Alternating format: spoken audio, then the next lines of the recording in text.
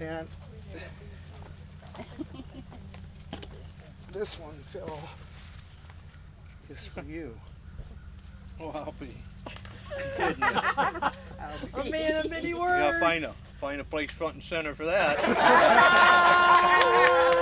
We just honored Phil Hollenbaugh, the main gentleman here at the Hosta Glen at Simpson Garden Park in Bowling Green, Ohio, for his at least 10 years of maintaining and making this Hosta Garden what it is, a national American Hosta Society national park. It's one of the most visited Hosta gardens in the society, so it's a real draw for the Hosta people. When they're passing through, they stop in because they've heard what it is and have seen stuff on Facebook and on the national site. So it's a real draw for people who like hostas, even for people who don't like hostas. They like them after they see them here at Simpson's Garden. It was named especially for Phil Hollenbaugh.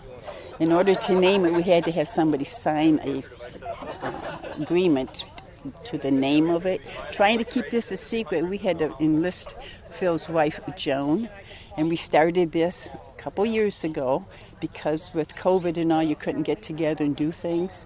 We had her sign the form, and she sent it to me, and then I sent it on to Butch.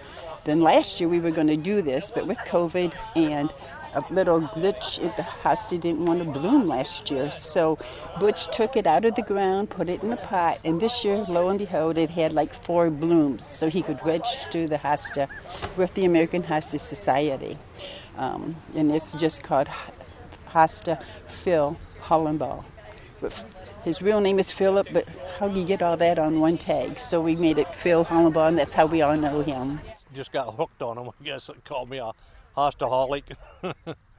So I just enjoy gardening. Some people get out and walk or exercise every day. Well, this is my walking and my exercise. Well, I took a Master Gardener's course in 2012, and I had to have a place to volunteer.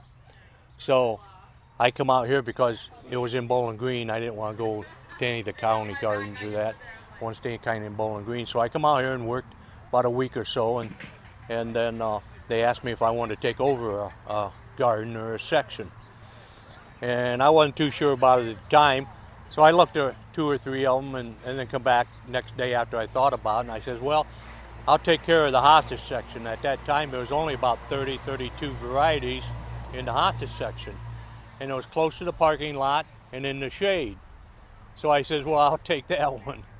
And it all started from there. I started with like 30, 32 varieties, and through all that stuff, I'm up to 1,300 since 2012. Yeah, it's an American Hosta Society display garden. So there's people that come from all over when they get in this area.